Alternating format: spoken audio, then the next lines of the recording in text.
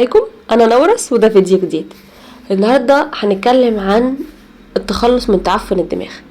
تحدي لمدة 3 ايام ان احنا نتخلص من تعفن الدماغ. ده مصطلح ابتدى ينتشر في الفترة الأخيرة وبيعبر عن حالة دماغنا بعد فترات طويلة من متابعة المقاطع القصيرة وإدمان المحتوى الغير مفيد، قلة الانتباه، الكسل، التعاسة، وحتى قلة الذكاء. كلها علامات بتدل على ان دماغنا بتطلب النجدة، الحقوني. فالنهاردة هنقول على تحدي لمدة 3 ايام بس. 3 ايام دول هيغيروا حياتنا للأفضل، هيغيروا تفكيرنا وحالة دماغنا للأحسن. فهنبتدي أول حاجة اليوم الأول ان احنا نكسر النمط. يعني ايه نكسر النمط؟ يعني احنا أول ما بنصحى بنمسك الموبايل، أول ما بنفتح عينينا بنمسك الموبايل، بنفطر بنمسك الموبايل، واحنا بنتغدى ماسكين الموبايل، واحنا بنعمل الغدا ماسكين الموبايل. حتى لو انت مثلا شغاله في البيت وبتعملي حاجات وكده، بس انت فاتحه الموبايل على فيديوهات ملهاش لازمه، على فيديوهات مش مفيده. بالعكس انت ممكن تبدليها بفيديوهات مفيده، بودكاست، مثلا قصص الانبياء، حاجات تعليميه، حاجات مفيده حتى لو ترفيهيه بس تكون هتديكي فايده. عشان كده اول حاجة هنعملها ان احنا اول ما نصحى من النوم ما نلمس التليفون خالص.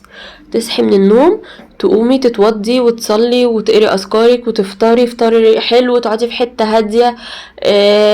عايزة تسمعي حاجة مثلا شغلي مثلا بودكاست حلو اسمعيه، قصص الانبياء، درس ديني حلو، اي حاجة تشدك في الفترة دي اعمليها. بعد كده بنقوم نشوف حياتنا وما نلمس الموبايل خالص.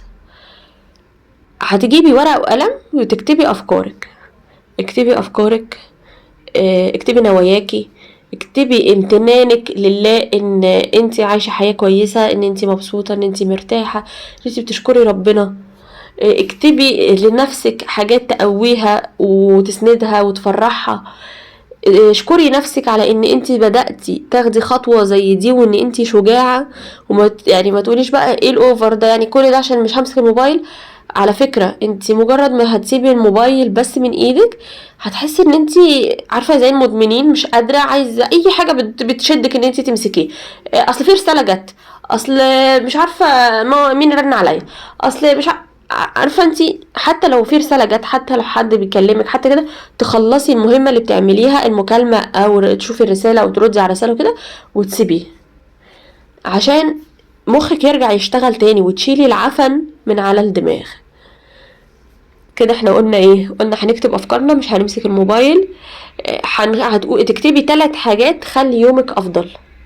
يعني ايه مثلا؟ يعني انا مثلا لو رحت الجيم يومي هيبقى حلو. انا لو كلمت اهلي النهارده يومي هيبقى حلو. انا لو عملت الاكله دي انا هكون مبسوطه ويومي هيبقى حلو. فانا هكتب ال3 حاجات اللي انا هعملهم النهارده وهنفذهم في اليوم ده.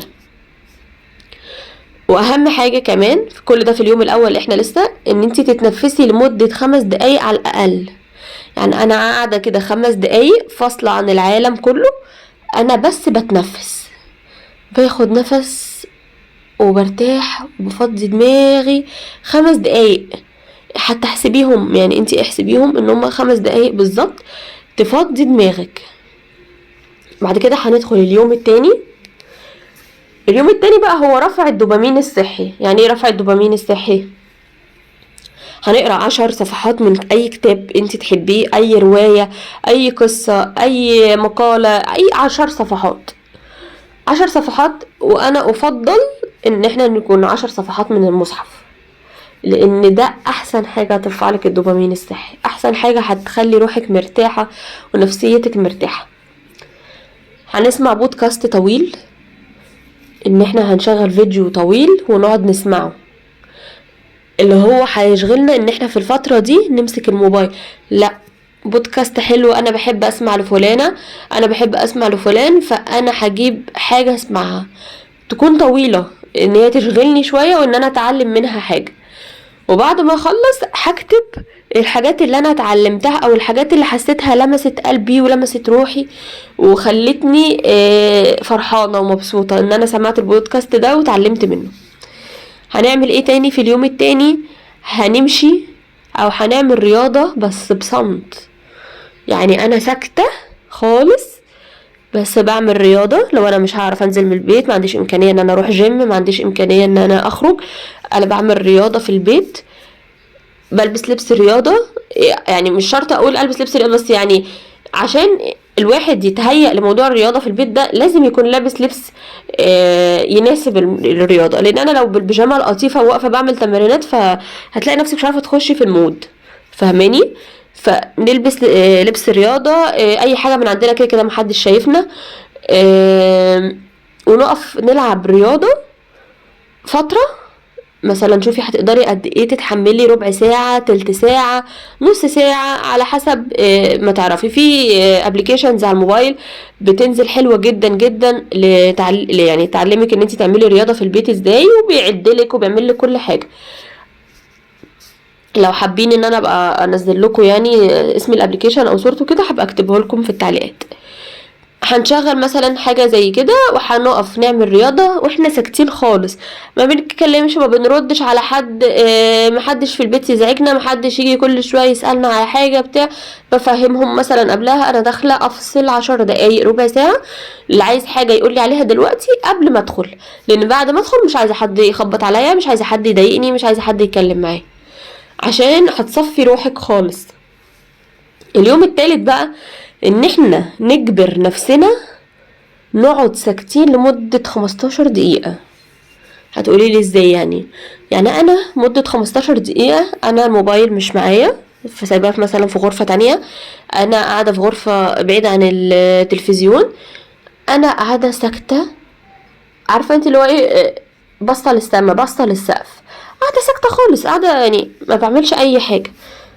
عارفة ساعتها هتجيلك افكار تساعدك ان انت يومك يبقى احسن، هتجيلك افكار تساعدك مستقبلك يبقى احسن، هتجيلك افكار لشغلك ان انت تشتغلي وتطوري ازاي من شغلك، ولو مش بتشتغلي هتجيلك افكار ان انت تعملي شغل، وانك تبقي معاكي فلوس، وانك تبقي واقفة على رجلك. ال15 دقيقة دول ما تستهونيش بيهم ابدا، لانه والله هتلاقي افكار حلوة. وعارفه انت هتقولي لي اصلا انا بيجيلي افكار وحشه، اصلا انا دماغي بتوديني لحاجات سلبيه، حاجات من الماضي، حاجات بتضايقني. لا، سيطري على مخك، سيطري على دماغك، اللي هو اول ما تجيلك مثلا ذكرى سيئه او حاجه هتقلب عليكي مواجع، هتخليكي تعيطي حاجه، لا هبدلها على طول بان انا مثلا ممكن اعمل مشروع كذا، وانزل مثلا هجيب البضاعه من هنا، طيب ما انا ممكن اروح كمان اجيب التغليف والحاجات دي مش عارفه ايه من هنا، واسوق كده، واجيب البلوجر الفلانيه، وممكن اعمل اعلانات مموله. عارفه انت هتسحلي دماغك في حته بتاعت شغل مثلا، او مثلا انت لو مش حابه موضوع الشغل او مش بتشتغلي او مش عايزه تشتغلي، هسحل دماغي مثلا في اولادي مثلا ان هما ده مثلا في امتحان الشهر الجاي، فانا هذاكر لهم مثلا كذا وكذا وكذا، وهنرتب نفسنا ان احنا على الامتحان نكون احنا تمام. وبرضو في الوقت ده ما تفكريش في اولادك بس، فكري كمان في نفسك، ان انا مثلا هلعب رياضه، ان انا هحاول اقلل اكل صحي ليا ولاولادي، هظبط حياتي، مش هبقى عصبيه، هبقى هاديه. كل الحاجات دي تفكري فيها، اوعي تفكري في اي حاجه سلبيه في ال15 دقيقه دول. تاني حاجه هنعملها احنا كده في اليوم الثالث، تصفيه والغاء متابعه اي محتوى بيأثر على ذكائك ووعيك. الحاجات الغبيه اللي بنشوفها على النت، الحاجات اللي مستفزه، الحاجات اللي بتقول يعني عارفه انت تقولي هو في حد غبي كده، هو لا صفي على طول، صفي، الغي متابعه، الغي متابعه، الغي متابعه، عشان ما تشوفيش الحاجات اللي بتأثر عليكي دي، تخليكي لما ترجعي تمسكي الموبايل تاني مؤثرة على دماغك بقى، اللي هي هرجع بقى اشوف تاني فهنتكس تاني. لا، انا خلاص، وانا في اليوم التالت ده هلغي متابعة اي حاجة تأثر عليا، على ذكائي وعلى وعيي وعلى راحتي. تقري شيء من اختيارك الشخصي، يعني انا مثلا بحب الروايات، فانا هجيب رواية حتى لو ما عنديش كتب في البيت او كده، ممكن هجيبها من على الموبايل، هجيب رواية مثلا واقراها، هجيب قصة مثلا بوليسية، هجيب قصة عاطفية، هجيب اي حاجة احب ان انا اقراها هجيبها واقراها، حاجة من اختيارك الشخصي، حاجة انت بتحبيها. وهتكتبي بعد كده 3 حاجات اتعلمتيهم من اللي انت قريتيه ده. يعني انا مثلا قريت حاجة فانا اتعلمت منها 3 حاجات هكتبهم. لو اتعلمتي اكتر اكتبي اكتر، بس على الاقل تكوني اتعلمتي 3 حاجات. هتكتبي نتائج لاحظتيها في شخصيتك عن الصيام. يعني او هتقولي صيام ايه؟ ما ده اسمه صيام الدوبامين، ان انا بعدت عن الموبايل ونظفت مخي واتجهت بمخي لحاجات مفيدة. فاكتبي بقى عن تجربة ال3 ايام دول، اكتبي انت استفدتي وطلعتي بايه من ال3 ايام دول. انا ما بقولكيش ال3 ايام دول ما تمسكيش الموبايل خالص، انا بقولك في الاوقات اللي هتعملي فيها الحاجات اللي قلنا عليها ان انت مش هتمسكي الموبايل. هقولك سريعا، اكتبي معايا بقى كده، اكتبي معايا وفي ورقة وقلم. اول يوم هنعمل ايه؟ كسر النمط، ما نلمس التليفون اول ما نصحى من النوم، نكتب افكارنا، نوايانا وامتناننا ونشكر ربنا، نكتب 3 اشياء تخلي يومنا حلو، نتنفس لمدة 5 دقايق على الاقل. ده كده اليوم الاول. اكتبي برضو اليوم التاني هنعمل ايه عشان نرفع الدوبامين الصحي. هنقرا 10 صفحات من كتاب، هنسمع بودكاست طويل، هنمشي او نعمل رياضة صامتة بصمت.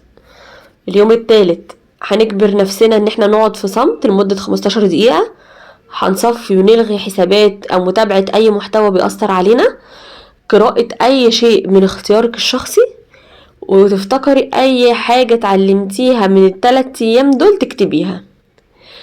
هتشوفي بقى النتائج في الاخر فظيعة حلوة جدا. هتلاقي المخ صافي اكتر، هدوء داخلي، تحفيز طاقة عالية، وتدفق افكار وفراسة.